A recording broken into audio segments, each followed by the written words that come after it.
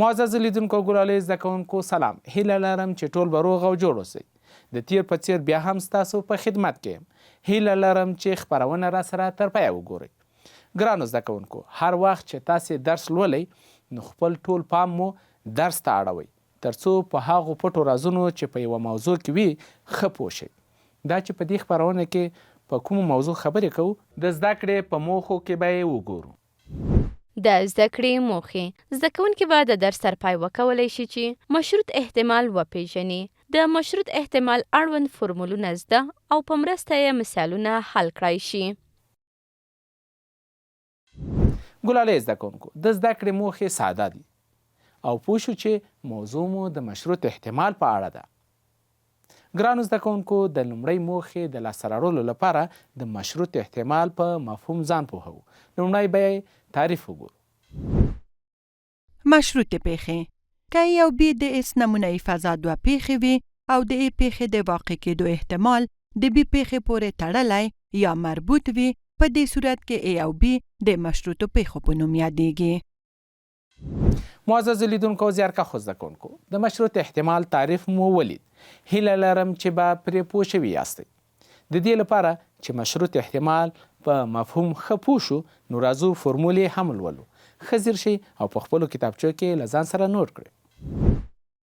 د ای پیښې مشروط احتمال نظر بی پیښې ته داسې محاسبه کوو چې د بی پیښې مخکې له مخکې ظهور کړی وي او فرمول عبارت دی له احتمال د ای پیښې نظر بی پیښې ته مساوي کیږي له احتمال د ای پیښې نظر بی پیښې ته مساوي کیږي له احتمال د ای تقاطع د بی پر احتمال د بی سره. همدارنګه د بی پیښې مشروط احتمال نظر ای پیښې ته عبارت دی له د بی پیښې مشروط احتمال نظر د ای پیښې ته مساوي کیږي له احتمال د ای تقاطع د بی پر احتمال د ای سره. ګلالۍ زده کوونکو، اوس به د مشروط احتمال د تعریف په پام کې نیولو سره ځینې پایلې چې د ونیز دیاګرام څخه په لاس راځي لولو. راځئ په شریکه یې وګورو. د مشروط احتمال د تعریف په پام کې نیولو سره نظر د مسیر لومړۍ قاعدې ته د ونیز دیاګرام په مرسته لاندې پایلې لاسته راوړلی شو. د مسیر د لومړۍ قاعدې څخه لرو چې احتمال د ای تقاطع د بی مساوي ده له احتمال د بی پیښې ضرب دی مشروط احتمال د ای پیښې نظر بی ته. د مسیر د دویمې قاعدې څخه په ګټې اخیستنې سره لرو چې احتمال د ای تقاطع د بی بار مساوي کیږي له احتمال د بی بار ضرب دی مشروط احتمال د ای پیښې نظر بی بار پیښې ته.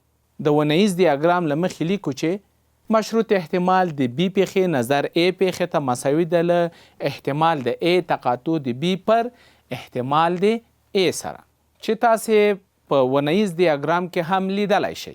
له لومړۍ پایلې څخه په لاس راځي چې مشروط احتمال د بی پیښې نظر ای پیښې ته مساوي کیږي له مشروط احتمال د ای پیښې نظر بی پیښې ته ضرب دی احتمال د بی پیښې پر احتمال د بی پیښې ضرب دی مشروط احتمال د ای پیښې نظر بی پیښې ته جمع احتمال د بی بار پیښې ضرب دی مشروط احتمال د ای پیښې نظر بی پیښې ته. که چیرې نوموړي حالت ته د اس نمونه‌ای فضا ناڅاپي پیښو د بی یو بی دوه تر بی انه اختیاري ویش لپاره عمومیت ورکړو، د ونې په ډول د دیاګرام په پام کې نیولو سره کولی شو لاندې فرمول په لاس راوړو.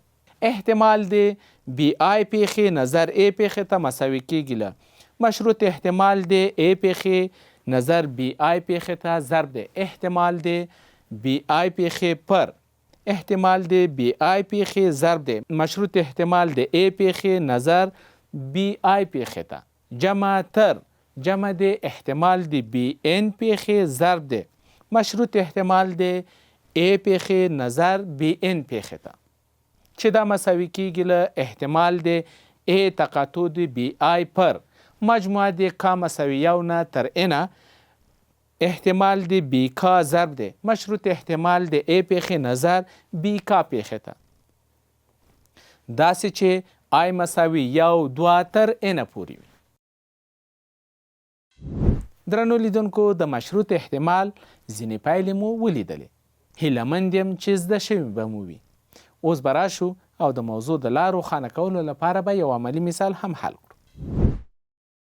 مثال، یو زده کوونکی ښوونځي ته د تللو لپاره 50 سلنه هره ورځ د موټر څخه ګټه اخلي چې 80 سلنه په ټاکلي وخت ښوونځي ته رسیږي. په منځني ډول نوموړی 80 سلنه په ټاکلي وخت ښوونځي ته حاضریږي. که چیرې پیښې الف د موټر په واسطه راتلل، ب په ټاکلي وخت رسیدل وي، په دې صورت کې د ا مشروط احتمال نظر ب ته پیدا کړئ.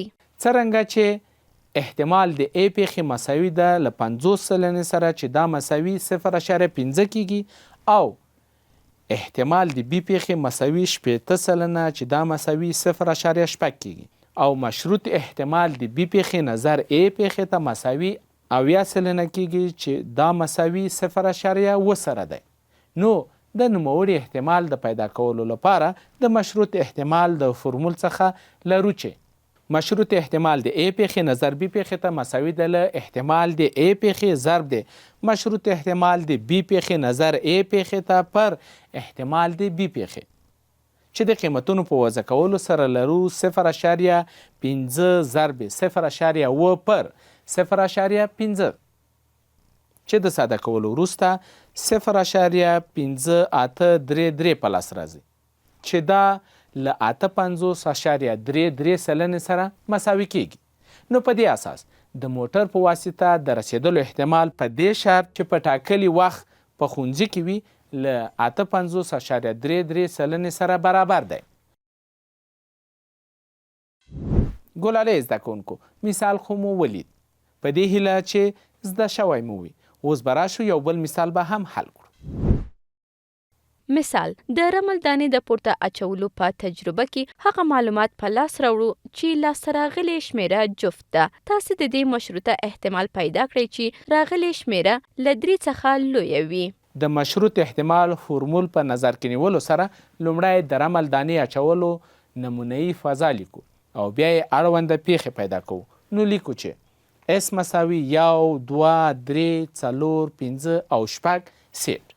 که د جفت شمیرې راتګ پیښه په ا وښیو نو عبارت دی له ا مساوي 2 4 6 سیټ څخه، او هغه ناڅاپي پیښه چې د رمل شمیره له 3 څخه لویه وي عبارت دی له بی مساوي 4 5 او 6 سیټ څخه. هغه ناڅاپي پیښه چې شمیره جفته او له 3 څخه لویه وي عبارت دی له ا تقاطع د بی مساوي 4 او 6 سیټ سره. پوهیږو چې د رمل د هر شمیرې د راتګ احتمال 1/6 دی. نو حاصلوو چې احتمال د ا پیښې مساوي ده له ان ا پر ان اس سره، چې دا مساوي کیږي 3/6 سره، او احتمال د ا تقاطع د بی مساوي ده له ان ا تقاطع د بی پر ان اس سره، چې د قیمتونو په وضع کولو سره لرو 2/6 مساوي 1/3 په لاس راځي. اوس د دې پیښې مشروط احتمال چې راغلې شمیره جفته له 3 څخه لویه وي داسې محاسبه کوو چې مشروط احتمال د بی پیښې نظر د ا پیښې ته مساوي کیږي له احتمال د ا تقاطع د بی پر احتمال د ا سره، چې د قیمتونو په وضع کولو سره لرو 2/6 پر 3/6 سره، چې د ساده کولو څخه وروسته 2/3 مساوي 0.6 په لاس راځي. یعنی که د رمل شمیره له 3 څخه لویه وي نو احتمال 80 سلنه ده. زیارکښو زده کوونکو او معززو لیدونکو، تر دې دمه مو د مشروط احتمال تعریف، مفهوم، فرمولونه او مثالونه حل کړل. په دې هیله چې زده کړي به مو وي. اوس به یوه لنډه دمه وکړو. له دمې وروسته د درس پاتې برخه مه هېروئ.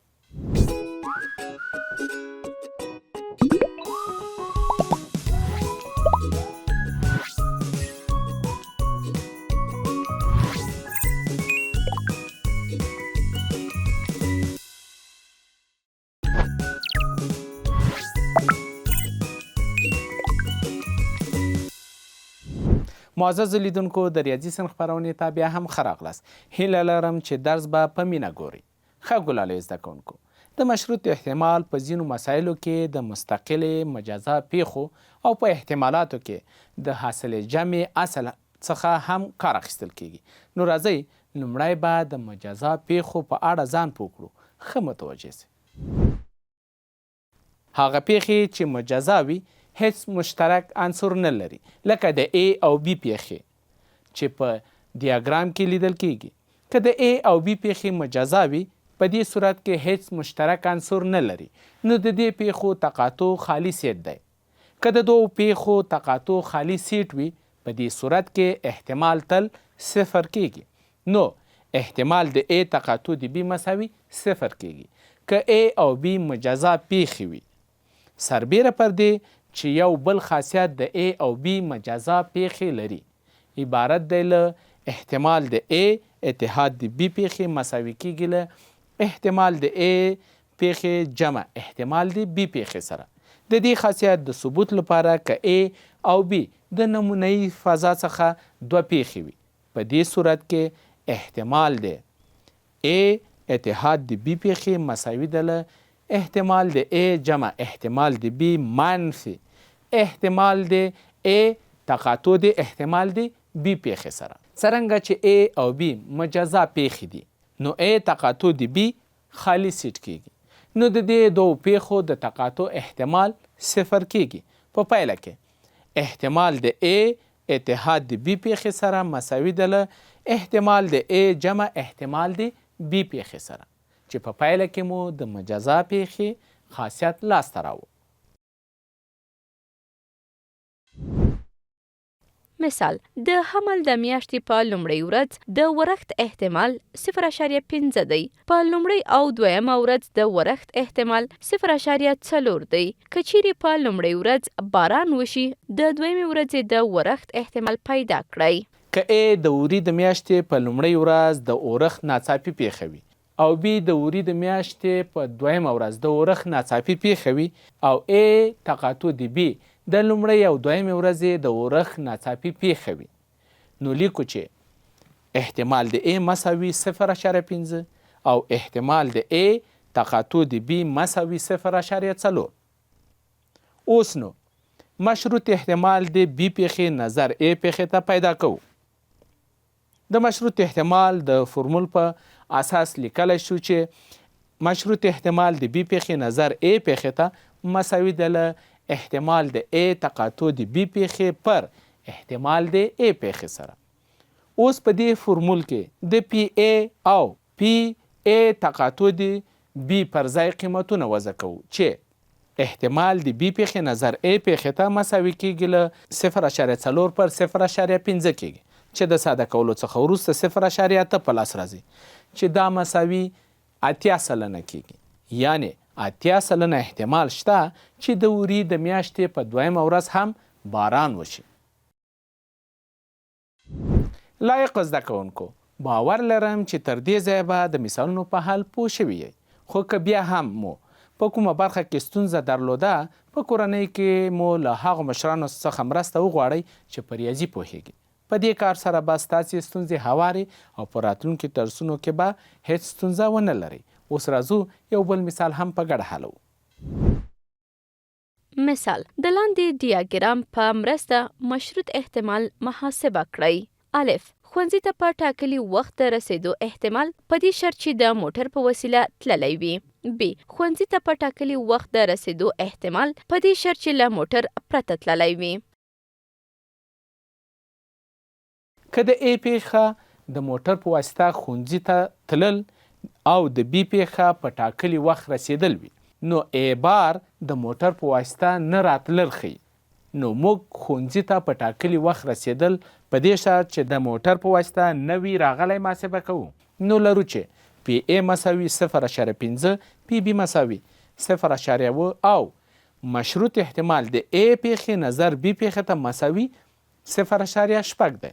د مشروط احتمال د تعریف په اساس لرو چې مشروط احتمال د A پیښې نظر B پیښې ته مساوي ده له احتمال د B پیښې ضرب د مشروط احتمال د A پیښې نظر B پیښې ته پر احتمال د A پیښې سره، او مشروط احتمال د B پیښې نظر A بار پیښې ته مساوي کیږي له احتمال د B پیښې ضرب د مشروط احتمال د A بار نظر B پیښې ته پر احتمال د A پیښې سره.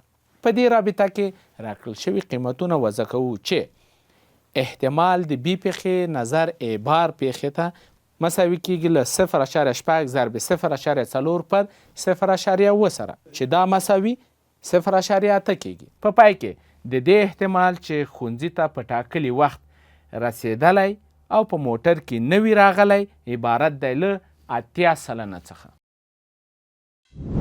ګلالۍ زده کوونکو، د مشروط احتمال د بحث څخه کولی شو چې د مشروط احتمال څو ځانګړتیاوې د یوې قضیې په بڼه ولولو او ثبوت یې کړو.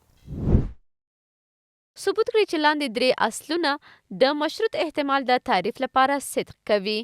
لومړی، د A حادثې لپاره د احتمال د BA لوی او مساوي له 0 او کوچنی او مساوي له 1 څخه دی. دویم، احتمال د BS مساوي 1. دریم، د S نمونه‌یي فضا د A1 او A2 مستقلو پیښو لپاره احتمال د BA1 اتحاد د A2 مساوي احتمال د BA1 جمع احتمال د BA2. د مشروط احتمال د تعریف پر اساس لیکو چې احتمال د A پیښې نظر B پیښې ته مساوي ده له احتمال د A تقاطع د B پر احتمال د B پیښې سره.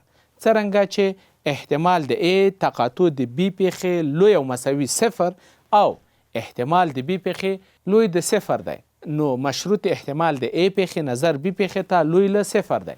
د دویم جز د حل لپاره لیکو چې B فرع د S ده چې په پایله کې S تقاطع د B مساوي B کیږي او مشروط احتمال د A پیښې نظر B پیښې ته مساوي کیږي له احتمال د S تقاطع د B پیښې پر احتمال د B پیښې سره چې دا مساوي احتمال د B پیښې پر B پیښې سره کیږي چې دا مساوي 1 کیږي.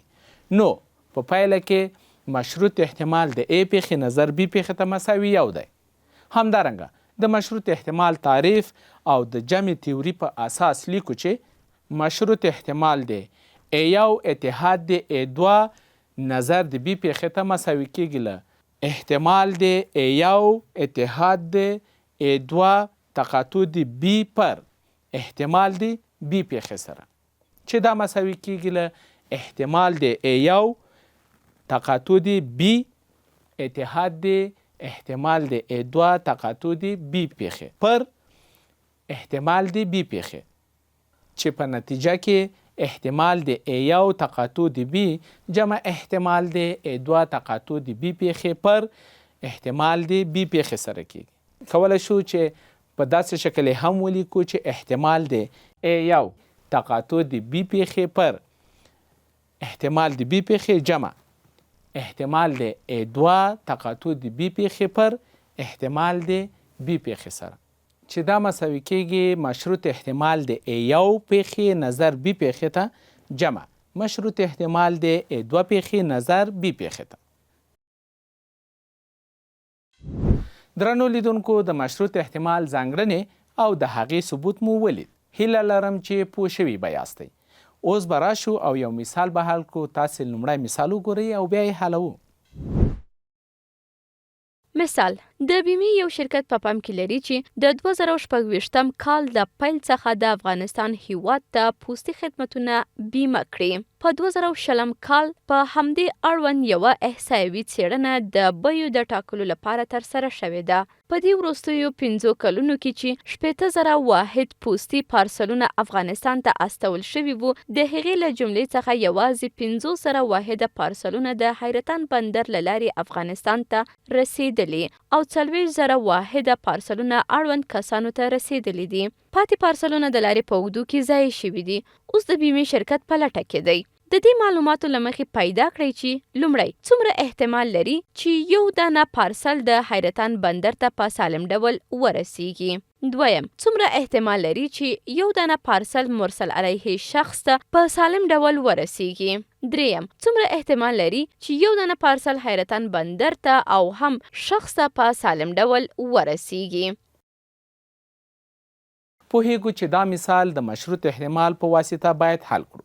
که A پیښه حیرتان بندر ته د پارسل په سالم ډول رسیدل وي او B پیښه شخص ته په سالم ډول د پارسل رسیدل وي، نو د مثال څخه پوهیږو NS مساوي 80,000 NA مساوي 50,000 او NB مساوي 40,000 دی. اوس لومړی جز پیدا کوو، یعنی که یو پارسل حیرتان ته سالم ورسیږي نو احتمال پیدا کوو. لیکو چې احتمال د A مساوي NA پر NS چې د دې پر ځای قیمتونه وضع کوو 50,000 پر 80,000 چې د اختصارولو څخه وروسته 5 پر 6 مساوي 0.833 کېږي چې دا مساوي 3.33 سلنه کېږي او احتمال د حیرتان ته د رسیدلو مساوي کېږي له 3.33 سلنې سره. په دویم جز کې هغه احتمال چې یو پارسل شخص ته سالم ورسیږي محاسبه کوو. لیکو چې احتمال د A تقاطع د B پیښې مساوي ده له NA تقاطع د B پیښې پر NS سره چې د قیمتونو په وضع کولو سره 40,000 پر 80,000 کېږي چې د اختصار څخه وروسته 2 پر 3 مساوي 0.888 کېږي چې دا مساوي 8.8 سلنه کېږي. احتمال د شخص ته د رسیدو مساوي 8.8 سلنه شو. همدارنګه په دریم جز کې هغه مشروط احتمال چې پارسل حیرتان ته ورسیږي او بیا یې شخص ته په سالم ډول ورسیږي پیدا کوو. نو لیکو چې مشروط احتمال د B پیښې نظر A پیښې ته مساوي ده له احتمال د A تقاطع د B پیښې پر احتمال د A پیښې چې د قیمتونو په وضع کولو سره لرو 2 پر 3 پر 5 پر 6 سره چې د ساده کولو څخه وروسته 4 پر 5 مساوي 0.8 په لاس راځي چې د ساده کولو څخه وروسته 4 پر 5 مساوي 0.8 کېږي چې دا مساوي 80 سلنه کېږي. نو احتمال د شخص او حیرتان ته رسیدلو 80 سلنه شو. یعنی که پارسل حیرتان ته سالم ورسید نو 80 سلنه امکان شته چې اړوند کس ته هم ورسیږي. درنو لیدونکو، تر دې دمه مو د مشروط احتمال په اړه خپرونه ولیدله. هیله لرم چې له پیل څخه تر دې دمه مو پوره تعقیب کړي وي او مهم ټکي، فرمولونه او مثالونه به مو له ځان سره نوٹ کړي وي. اوس د خپرونې وخت په پوره کېدو ده، نو په دې آخري شیبو کې به د درس مهم ټکي او پایلې وګورو. د زده کړې پایلې. زده کوونکو زده کړل چې که چیرې A او B دوه ناڅاپي پیښې په دې ډول راکړل شوي وي چې د A پیښې ښکاره کېدل د B پیښې ته او د B پیښې ښکاره کېدل د A پیښې ته مربوط وي، په دې صورت کې د A پیښې احتمال نظر B پیښې ته مشروط احتمال بلل کېږي.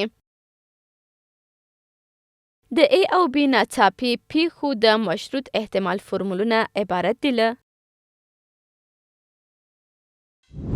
درنو لیدونکو او ګرانو زده کوونکو، د مشروط احتمال په اړه مو خپرونه همدومره وه چې ومو لیدله. هیله لرم چې ښه به پرې پوه شوي یاستئ. تر بیا چې له یو بلې خپرونې سره ستاسو په خدمت کې حاضرېږم، تر هغې مو په سپېڅلي رب سپارم. ښې چارې.